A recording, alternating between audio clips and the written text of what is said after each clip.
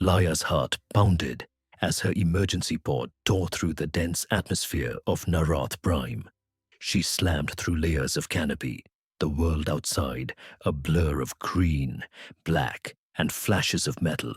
The pod groaned in protest as it bounced off something hard, possibly a rock formation, or worse, the skull of some enormous, long-dead creature. And then, with an almighty crash, it skidded to a halt in a mess of tangled vines. Silence followed, heavy and suffocating. Shaking the ringing from her ears, Laya dragged herself from the wreckage. The remnants of the pod's exterior crumpling around her like paper. Her suit had activated its emergency sealant on her ribs, the liquid fire knitting her flesh together as best it could. She paused, inventory checking her body parts with grim accuracy. 2 arms, check. 2 legs, check. Head still attached. A deep gash across her side, but nothing fatal. The emergency pod had done its job, delivering her safely to the ground, even if that ground was less than welcoming. She winced as she reached for her helmet. The helmet.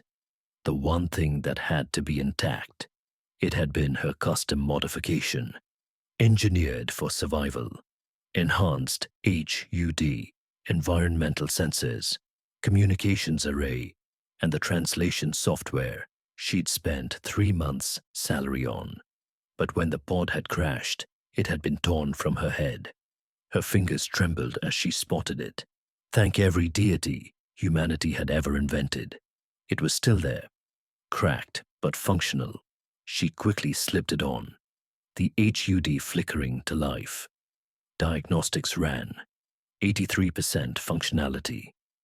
Comms were fried, naturally, but the sensors worked. The lights worked. The translation database was intact. But before she could feel any relief, something caught her attention. The sound of movement. It wasn't the usual noise of the jungle, the rustling leaves or distant animal calls. This was deliberate. Something was closing in.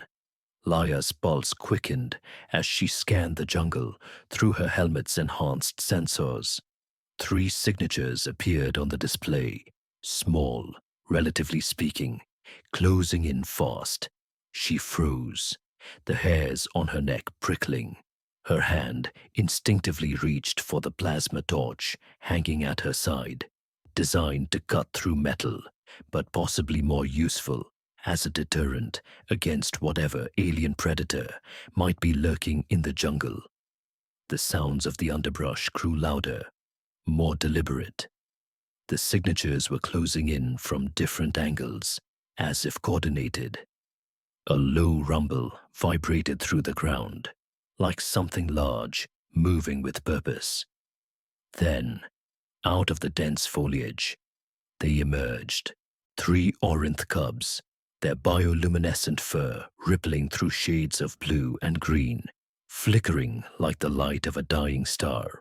Each one was about the size of a large dog, but their 6 limbs, tipped with claws sharp enough to tear through armor, gave them an unsettling grace.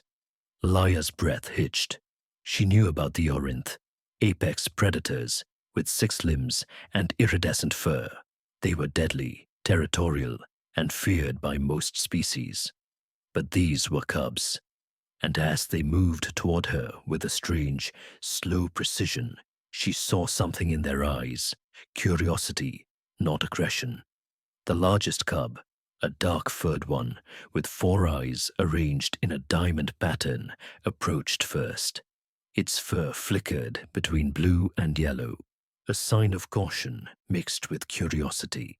The smallest one, barely able to coordinate its oversized paws, stumbled forward, tripping over a root and tumbling to the ground with an undignified squeak. Laya couldn't help herself. She laughed. It was a short bark of sound, born from stress and disbelief. The cubs froze, staring at her. The smallest one chittered, a sound that was both indignant and curious, while the others simply watched, processing the situation. Laya's laughter echoed through the jungle, a strange sound that broke the tension in the air. The cubs, still processing, turned their gaze toward each other, then back to her, their multifaceted eyes blinking in unison. They weren't reacting with the instinctive aggression she'd expected.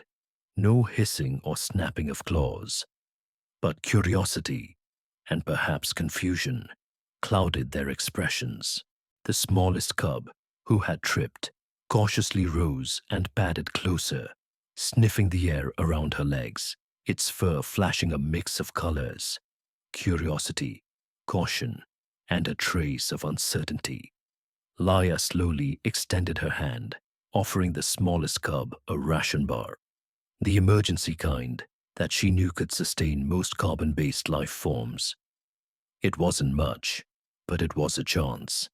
The cub hesitated, its 6 legs shifting nervously. But then, with a small squeak, it darted forward, grabbed the piece of food, and darted back, retreating into a safe distance. Laya watched, bemused, as the cub took its first tentative bite. The others, slightly bolder now, followed suit, albeit more cautiously, tasting the unfamiliar offering. The air between them softened as the cubs, still alert but less hostile, began to relax. They sat in a tight group, their tails swishing cautiously, eyes flicking between Laya and the helmet at her side, which they seemed increasingly interested in. Laya, now less on edge, took a step back and noticed something. These cubs were not alone. Orinth were pack creatures, and no cub would be separated from its pack unless something had gone horribly wrong. Her helmet's sensors didn't register any other adult Orinth nearby, meaning these 3 were genuinely lost. They had wandered away from their pack, likely in the midst of the territorial skirmish. Laya's heart softened despite herself. They were just kids, and in a way, they were as lost as she was. Laya's mind raced as the weight of the situation set in. These cubs were vulnerable, far too young to be out here on their own, especially in a hostile jungle like Narath Prime. The absence of adults was not just troubling, it was dangerous. Orinth cubs didn't wander the jungle without guidance. Something had gone terribly wrong, and now, by some twist of fate, Laya had become their protector. She adjusted the helmet on her head, the sensors picking up faint energy signatures in the distance. "We need to move," she muttered under her breath, scanning the jungle around her. The Orinth cubs were still watching her, some of their fur flickering through a range of emotions: curiosity, caution, and what seemed like growing trust. The smallest cub, who had claimed the food first, trotted up to her and bumped against her leg with a gentle nudge, as if offering companionship. Laya kneeled, placing her hand on its head. Despite the fear gnawing at her gut, she allowed herself a small, fleeting moment of warmth. But that warmth was short-lived. Her helmet's sensors buzzed with urgency as new signatures appeared. More movement, this time much larger than the cubs.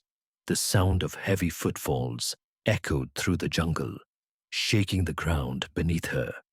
The cubs reacted instantly, their fur shifting to hues of deep red and black, an instinctive camouflage pattern. Laya tensed. Whatever was coming, it wasn't friendly. "Stay close," she ordered, her voice barely a whisper. The cubs instinctively huddled closer to her, a silent acknowledgement of their reliance on her. They were terrified, yet determined. Laya's breath caught in her throat as she watched the undergrowth shift, the movement drawing nearer. She grabbed the plasma torch from her hip, knowing it would barely scratch whatever was approaching, but she had no other choice. The hunt had begun. The ground vibrated as something large moved through the underbrush, its footfalls deep and deliberate. Laya's grip tightened around the plasma torch, her mind racing for a plan. But she knew there wasn't much she could do. The cubs were watching, their eyes wide with fear, fur shifting in subtle hues of alarm. They knew something was coming, and it wasn't just another jungle predator. These were Orinth adults, and their presence could only mean one thing: territorial conflict. Through the dense foliage, she saw movement. A large figure, silhouetted against the dim jungle light, moved with quiet precision. The leader of the rival pack, a massive Orinth warrior, stalked forward, followed by two others.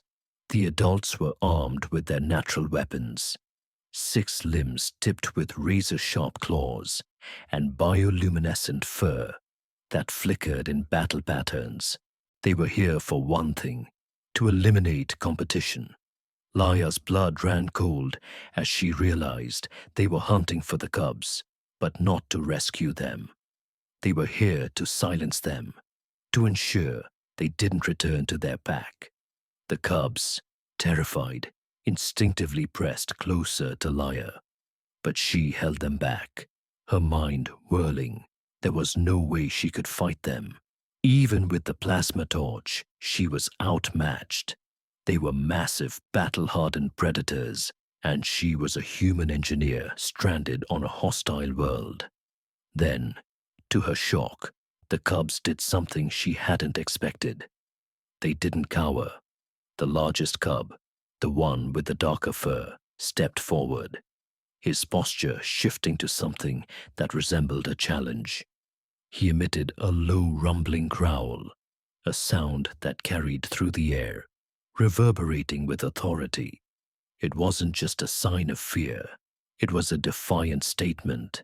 The rival pack paused, their eyes narrowing. The matriarch of the rival pack's fur flickered in shades of amber and red, a signal of both recognition and confusion. The cubs were challenging them, and for the first time since the crash, Laya felt a flicker of hope. The tension in the air was palpable as the rival Orinth warriors stood still, sizing up the cubs. Laya could feel the weight of their gazes, calculating, assessing. She knew this moment could go one of two ways. Either the rival pack would respect the cubs' defiance, or they would crush it with swift, brutal force. Her fingers tightened around the plasma torch, but she didn't have the luxury of thinking about it. The cubs' stance, though shaky, was their declaration of survival. They weren't just backing down. They were standing their ground. Laya could sense the fear in them. Young cubs, not even fully grown. But there was something else too: loyalty, courage. They weren't just protecting themselves anymore. They were protecting her too. The largest cub, the one Laya had mentally dubbed Rekko, stepped forward once more. His fur, which had been flickering nervously, was now rippling with steady waves of gold and green. Territorial, determined. He made another sound, deep and commanding. The matriarch of the rival pack's eyes narrowed, her stance shifting. This wasn't a mere juvenile challenging her. This was a cub of her own species, exhibiting unexpected bravery. The matriarch grunted, a low growl, signaling to the others they weren't going to make the first move. Laya knew what that meant. These Orinth were not idiots.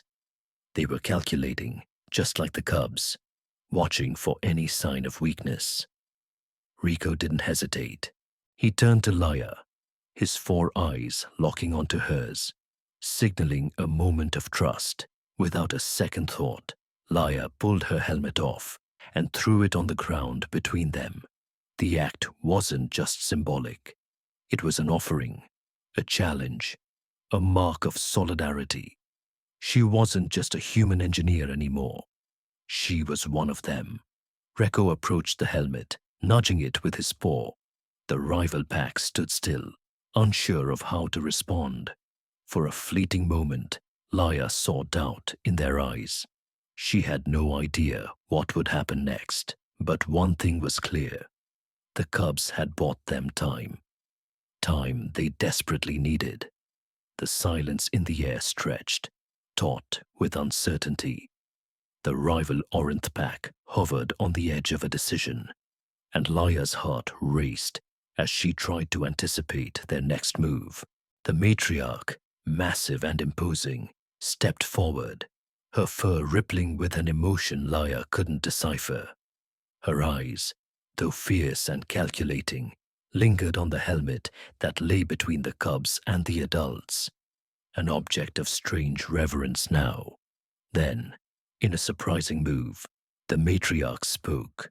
Her voice was low, guttural, filled with authority. "You are the Skyfaller, the intruder. You have our young." It wasn't a question, it was an accusation. Laya stood tall, not backing down, trying to keep the tone of her voice calm, confident. "They found me after my crash," she said simply.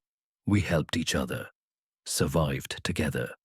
The words hung in the thick jungle air, heavy with implications. The matriarch's gaze softened, if only slightly. She tilted her head, her multifaceted eyes scanning Laya's face, her expression unreadable. Then, in a voice that carried the weight of countless decisions made for the survival of her pack, she spoke again.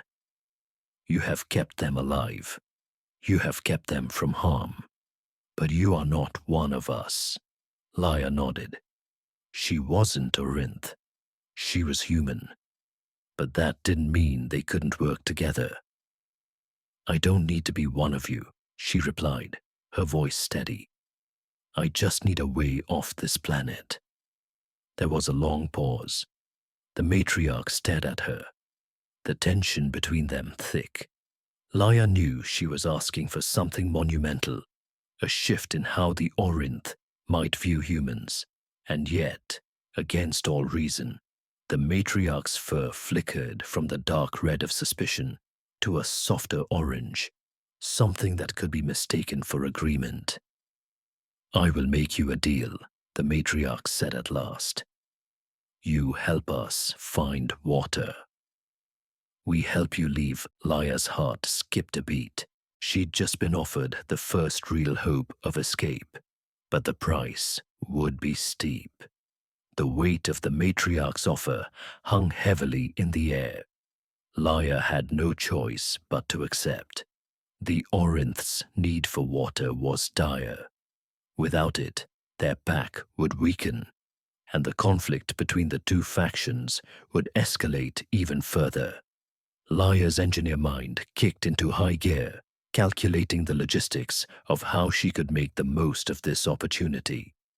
But there was a catch.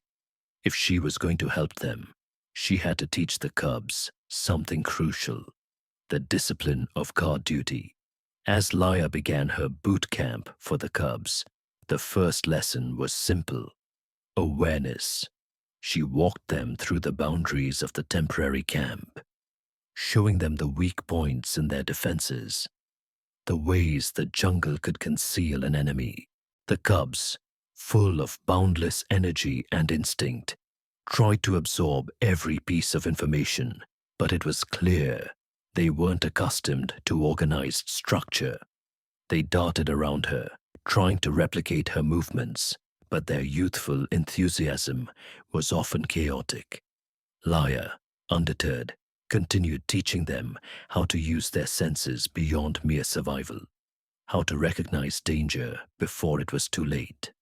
The cubs, each with their 6 limbs, already had an inherent advantage. They could scale trees, navigate through the dense undergrowth, and shift their fur to camouflage almost effortlessly. But this wasn't about instincts, it was about strategy. She showed them how to patrol in a coordinated pattern, how to identify threats from afar, and how to communicate silently, using their bodies instead of their vocalizations. The cubs watched her closely, mimicking her every move. Rico, the largest, stood at attention, his fur flickering with determination. Namora, with her quick, nimble movements, took charge of organizing supplies, her mind calculating the best way to store them for future use. Even Jaff, the smallest and least coordinated, tried his best, his clumsy movements now more purposeful, as he learned to stay alert. With every lesson, the cubs grew more disciplined, and with each passing day, Laia felt herself becoming more invested in their survival. She wasn't just teaching them survival tactics, she was giving them the tools to save their pack. And maybe, just maybe, she was giving herself a chance to survive too. The days blended together in a blur of lessons, patrols, and moments of fleeting peace. Laia had successfully turned the cubs into a surprisingly competent team, each taking on a designated role during their training. Rico, now acting as the unofficial leader, wore the helmet with pride as he led patrols, his fur rippling through varying shades of blue and silver as he honed his guard stance. Nemora's natural agility made her an excellent scout, constantly scanning the perimeter for signs of danger. Even Jaff, clumsy as he was, had learned the value of stillness and patience, now holding a lookout position with surprising seriousness. Despite their progress, Laia knew it wasn't enough. The rival Orinth pack was still out there, and it was only a matter of time before they attacked again. As she sat down to rest after another long day of training, her helmet's sensors picked up multiple signatures in the distance, moving fast, converging. Her stomach tightened. They were coming. The rival pack had regrouped, and this time, they weren't just testing their defenses. They were coming for a full assault. Laia checked her surroundings, knowing there was little she could do with only the plasma torch and a handful of tools. Her best chance lay in the cubs' training. She looked at Rekko, who was perched atop a nearby boulder, his eyes scanning the horizon. "They'll attack from the north," Laia said, pointing to the topographical map she had projected onto the side of the watchtower. Rico flicked his ears, then looked back at her, nodding once, as if acknowledging the silent command. Nemora's fur shifted to alert yellow as she took her position, ready to cover the eastern flank, while Jeff hesitated for a moment before settling down next to Laia, his eyes wide with nervous energy. In the distance, the low growls of the rival Orinth pack echoed through the jungle. This time, they weren't playing. This was war. Laia stood up, adjusting her gear. "Let's show them what we've learned," she whispered, a strange calm settling over her. The cubs were ready. They just needed to hold their ground. For now, that was all they could do.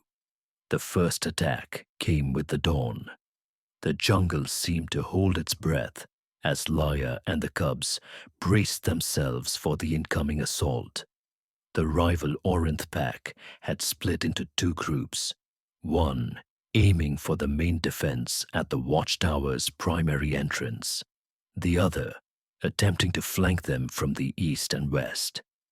The cubs, now dressed in the responsibility they'd learned from Laia, had taken their positions without hesitation. They had become more than just surviving juveniles. They were defenders of their pack, their home. Rekko, still wearing Laia's helmet, stood tall at the northern perimeter.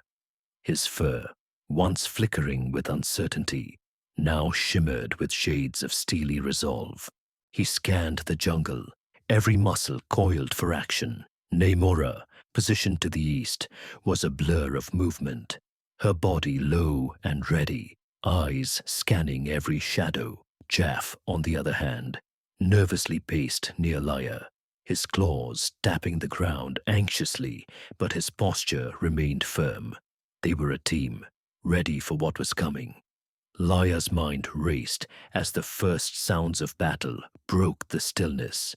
The distant roar of Orinth warriors charging toward the tower shook the air, and the cubs responded immediately. Reko's signal, a single, deep growl, was all it took for Naimora and Jaff to spring into action, moving as one fluid unit. Laya watched through her helmet's enhanced optics, noting the incredible efficiency with which the cubs were responding. They were no longer just following orders. They were thinking, calculating, reacting. The battle outside the tower raged, but it wasn't the violence that caught Laya's attention. It was the cubs' role. They weren't just hiding, weren't just waiting to be rescued. They were actively participating in the defense, communicating silently, directing the adult warriors when they needed to reposition. They were the eyes of the pack. As the battle raged on, Laya knew they had done something impossible. They had changed the Orinth. And the cubs. They had become guardians, bound by honor, bound by the traditions they had created together. The helmet, once a symbol of human ingenuity, was now their sacred relic, passed between them like a crown. Guard duty, a sacred ritual of their people, had taken on a new meaning. And Laya, she had unwittingly made them a family.